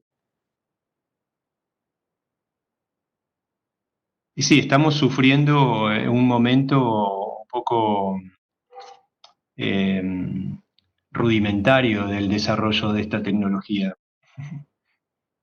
Ahora, yo ahora no me acuerdo bien quién había hecho este estudio, pero en los años 90, un estudio sobre la distribución territorial en Argentina mostró que el mayor crecimiento era el de las ciudades intermedias. Sí, en los 90, pero eso se En detuvo los en los años 90, eso 2000. se revirtió. lo que yo digo es que no es una cosa que esté fuera de nuestro horizonte, es totalmente posible. Y uno sabe que hay cierta densidad de ciudad que es deseable y a partir de ahí deja de ser deseable. Por ejemplo, el tamaño de Rosario y de Montevideo. Rosario es un problema porque en realidad estamos hablando como si fuera La Plata, que es todo un corredor, ¿no? De La Plata hasta Rosario dentro de poco. Pero pensemos en Montevideo, que es más acotado, son tamaños que se pueden hacer caminando, y sin embargo tiene una densidad suficiente para que haya un florecimiento cultural importante.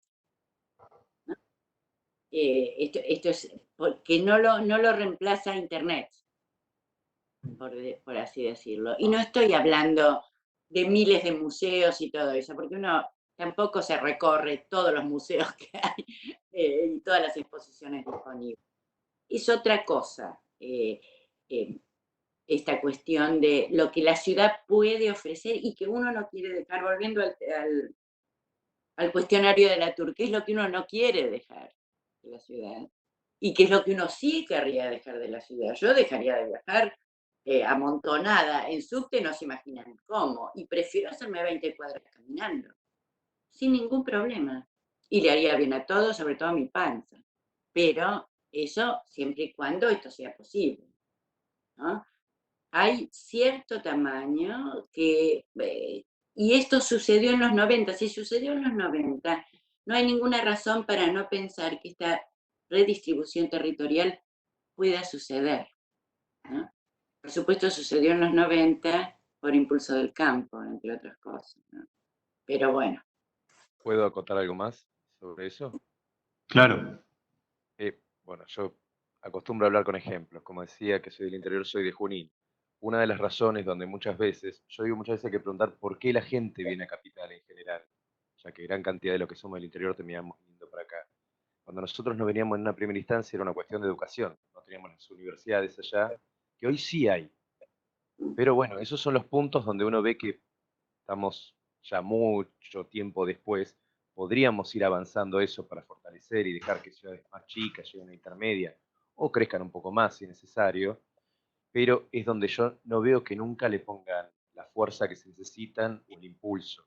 Hoy Junín sí tiene universidad, por suerte, lo que la deja seguir creciendo, pero está empezando a traer a las pequeñas ciudades o pueblos de alrededor, lo está llevando ahí. Entonces creo que también habría que muchas veces empezar a pensar a una mayor escala y la interrelación entre diferentes ciudades también cómo afecta, porque hoy Junín está haciendo literalmente que algunas ciudades más chiquitas vayan casi desapareciendo porque todos se van a ir a trabajar, todos se van a ir a estudiar, y aunque capaz, no sé si hay otros del interior, hay ciudades de 1000, 2000, 3000 y 100.000 habitantes, y esas pequeñas ciudades van a desaparecer finalmente. Quizás algunas están bien que se vayan moviendo por una cuestión de hoy que las distancias se achican y otras cosas, pero habría que empezar a hacer diferentes nodos o satélites para que empiece a haber una trama urbana a una escala mayor de la que hoy creo que se trata, que son las capitales de las provincias o un par de ciudades más. Hablando de un país literalmente como la Argentina tan grande, país, provincia o la escala que uno lo quiera tener, no solo la escala ciudad. Bueno, y acá cierro y gracias. Bueno, hago un comentario al margen sobre tu aporte que tiene que ver con toda esta puesta en marcha de la educación a distancia en los ámbitos universitarios. Y efectivamente eso abre un escenario insospechado, porque esa deslocalización de la educación universitaria haría supuestamente que no fuera necesario, por ejemplo, venir a La Plata a estudiar y que puedas permanecer en un pueblo de la provincia de Buenos Aires y hacer toda la carrera desde ahí, tal vez, no sé. Yo, Fernando, ¿se escucha? Bueno. Sí. ¿No se escucha? Sí. No, que que justo, digamos, ese... Ay, se trabó todo. ¿Hola? Te escuchamos, ¿eh? Sí, sí. Ah, perdón, no, porque se escucha a mí- bien. Perfecto, Fuchi. Bueno, bien. No, que es esta cuestión que mencionaste, que algo que lo estamos viviendo todos. De hecho, en este momento, ¿cuántas veces he intentado eh, ir a uno de estos eventos que ustedes hacen y de repente estoy acá en el momento más complejo de nuestra vida? De repente es en el único momento en el que puedo participar, eh, y, y tiene mucho que ver con esto que vos estás diciendo, y me parece que sin duda el lugar como lo entendemos, el lugar físico, llamémosle, toma otro rol, va a tomar otro rol, y de repente el lugar virtual, o sea, la institución, digamos, las instituciones me imagino que van a ser, entiendo que tienen un futuro más virtual que físico, eh, y sin duda abre el juego, y eso me hacía acordar a dos comentarios que escuché como contrapuestos de alguna manera, pero que en última instancia, digamos, decía cuánto, creo que Fernando Aliá te había dicho, bueno, alguien había dicho, no, bueno, pero no es lo mismo la cantidad de muertos de la fiebre amarilla de finales del siglo pasado, que era una de las cosas que había mencionado Liernur y que sin duda movilizó nada, además de una movida inmobiliaria importante, movilizó un montón de cosas. Bueno, de repente no tenemos tantos muertos, por suerte, porque se habrán hecho las cosas de otra manera o porque simplemente el virus. Pero otro comentario que después dijo, bueno, otra persona que no me acuerdo, decía, bueno, cómo, digamos, en última instancia, lo que quiero decir es, eh, creo que el valor, si se quiere, en lo que pase a futuro y en lo que deja esto, en lo que pase a futuro, no tiene que ver con tal vez el impacto en términos físicos, sino en términos virtuales, porque vos decís, bueno, sí, no murieron tantas personas, pero de repente yo no creo que no cambie un porcentaje significativo de mi forma de actuar después de esto, revisando, charlando con mi socio Santiago Bianchi, cómo vamos a llevar a cabo el estudio, o cómo vamos a llevar adelante el estudio y qué mercados se abren para el estudio, mercados, digamos, en todo sentido, a partir de esto. Y ahí es cuando decís, bueno, es verdad, por ahí no fue tanto el impacto físico que pueda llegar a haber tenido, pero de repente el impacto de los medios de comunicación y de repente, esto de que bueno, algunos dicen que es pandemia, otros dicen que en realidad está exagerada. En última instancia, hoy, a diferencia de lo que nos pasó con todas las enfermedades que mencionó Ana, nos hizo estar 2 meses, 3 meses, andás a ver cuánto, conviviendo e intercambiando a través de otras plataformas. Me parece que, digamos, sin duda ese es el cambio significativo de lo que vaya a pasar de ahora en adelante en nuestras relaciones. Que bueno, también lo mismo que Graciela en un momento decía, bueno, no es lo mismo estar en contacto, en relación directa, en relación física, que esto, y no es lo mismo, pero bueno, sin duda, yo no creo que si bien no es lo mismo, todos volvamos a lo anterior, ni que tengamos ganas. Por lo menos en mi caso hay un montón de cosas que, digamos, tengo ganas de volver, y creo que más todavía cosas a las que no tengo ganas de volver, ¿no? Así que bueno, lo dejo como el impacto de esto que nos está pasando en la virtualidad, y bueno, en todo caso, cómo se van a reformular las instituciones. Esto que dicen de vivir afuera de la ciudad, el lugar deja de ser la ciudad para pasar a ser otro lado, lo discutamos o no, yo creo que va a existir, sinceramente yo creo que va a existir como una consecuencia lógica de Internet, de las nuevas relaciones que esto permite. Y realmente me imagino en un par de años diciendo con un grupo de amigos, ¿por qué no vamos a este poblado descampado, llevamos algo de internet y generamos nuestro propio emprendimiento virtual y de repente esa ciudad renace como, como todos esos pueblos que Facundo López en algún momento estudió, que quedaron en la pampa perdidos y tienen y yo creo que pueden llegar a tener una oportunidad. No es ni siquiera utópico, creo que si no nos mata, si no nos matamos nosotros mismos como sociedad, ¿no? Que puede pasar antes, sin duda. Sí, hay una cosa que se podría agregar, digamos, que nosotros no somos del todo conscientes, sobre todo los que somos más grandes, la existencia de estas plataformas tipo coworking, donde mucha gente de cualquier lugar del mundo está trabajando desde su casa para emprendimientos que están en cualquier lugar y viviendo de eso, o sea, sin tener que estar en los grandes centros poblados, en las metrópolis, y eso se está difundiendo con una aceleración impresionante y no nos damos cuenta, ¿cierto? Y eso también, digamos, si no hay que estar en la ciudad para estar en el mercado de trabajo, es un cambio radical. Ahora, CENET, perdón, ¿no? CENET, ¿me escuchan? Dice Sí, una cosa que es importante. Hay mucha gente todavía que tiene oportunidades de trabajo virtual, un plomero no, por ejemplo, sobre todo trabajos manuales, primero. La segunda cuestión es que esto sí yo creo que se puede alcanzar, es un trabajo de alfabetización en Internet importante para poder trabajar mejor, que poca gente alcanza. En Argentina, no sé si escucharon que en un estado de la India es donde mejor trataron el tema del coronavirus, un estado del sur, que es socialista desde 1960.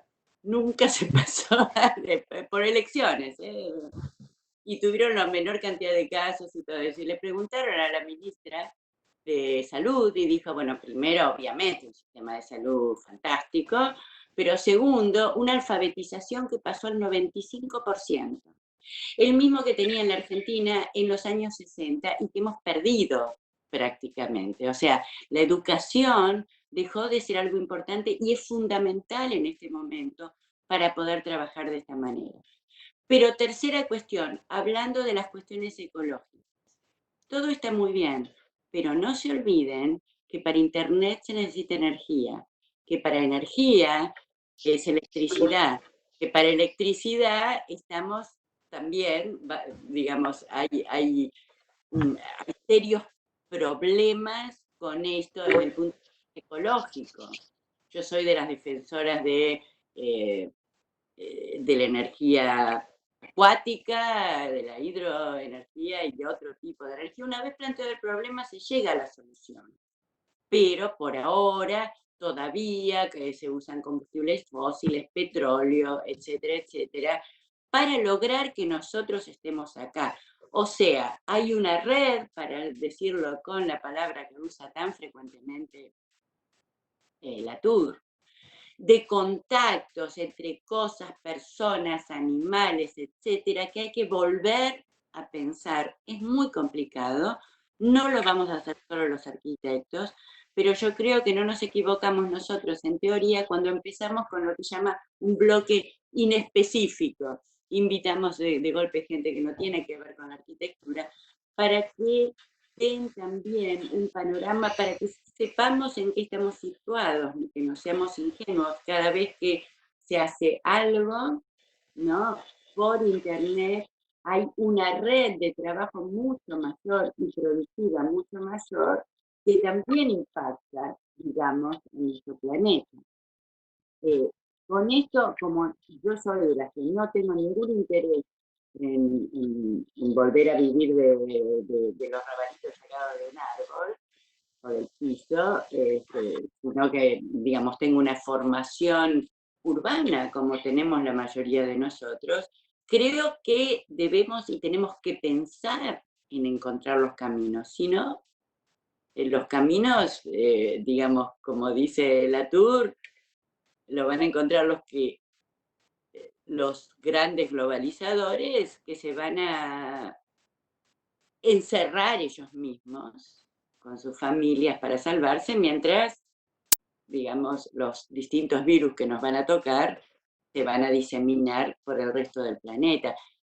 No se olviden que en 1973 el Club de Roma, cuando planteó el tema de la densidad, lo planteó en función de que tenían miedo de las grandes densidades de la India y la China, que tenían más hijos que ellos y que los iban a arrasar, digamos, con esta aristocracia continental europea y norteamericana. O sea, hay muy distintas cosas. Con respecto a eso que decís, Graciela, yo cuando te escuchaba antes hablar, y yo a mí todo el tiempo no podía responder porque tenía el teléfono, el coso apagado y no pensaba que...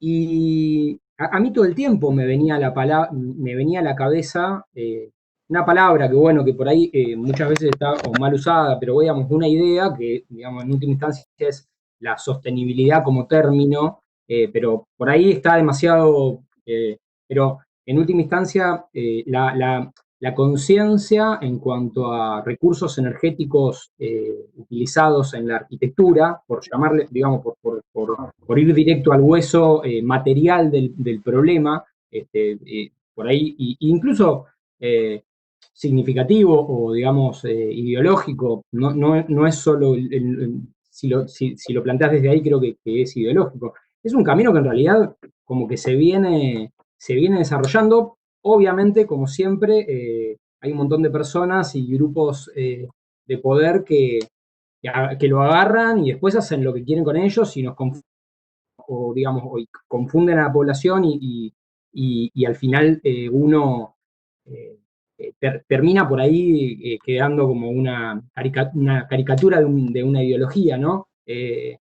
Porque sin duda pasa. El Green Council, bueno, no me sale el nombre, ¿no? Pero que de repente son los que mueven la balanza en decisiones de sostenibilidad y cuando vos te pones a mirarlo decís, en realidad es repostería, ¿no?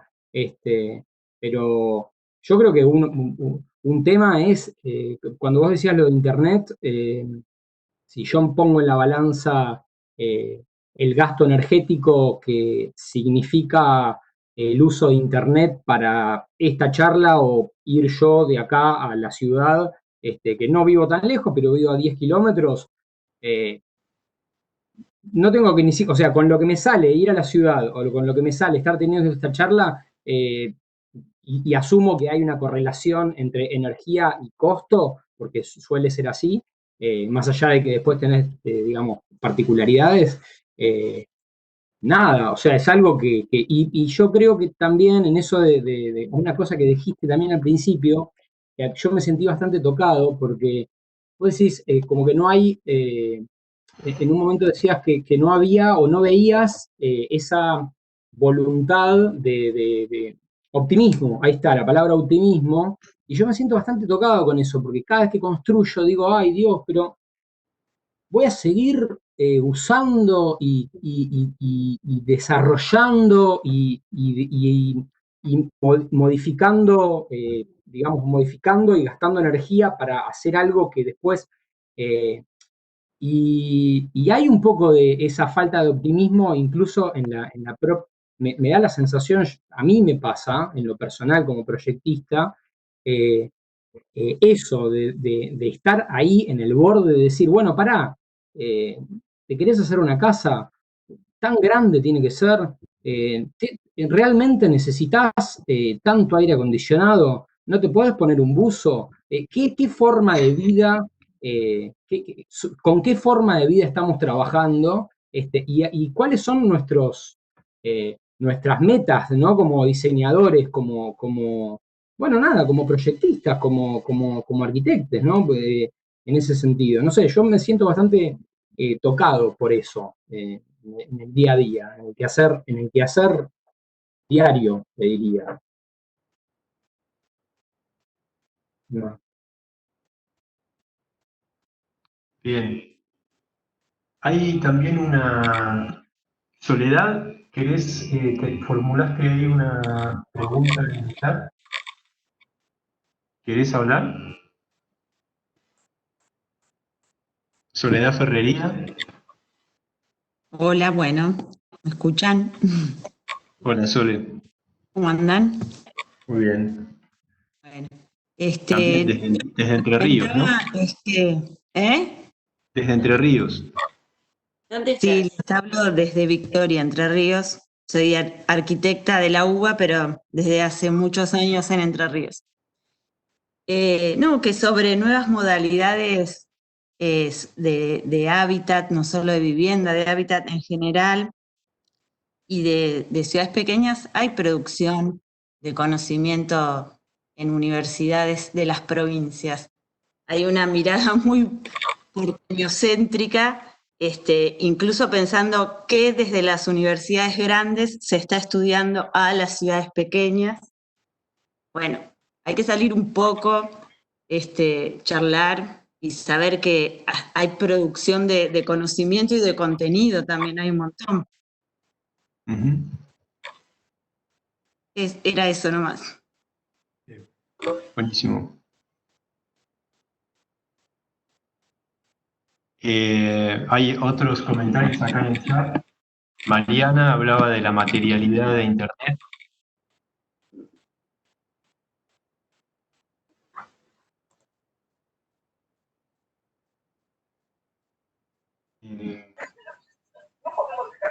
No, Fer, finalmente es lo que planteó Graciela, iba por ese lado. Ok.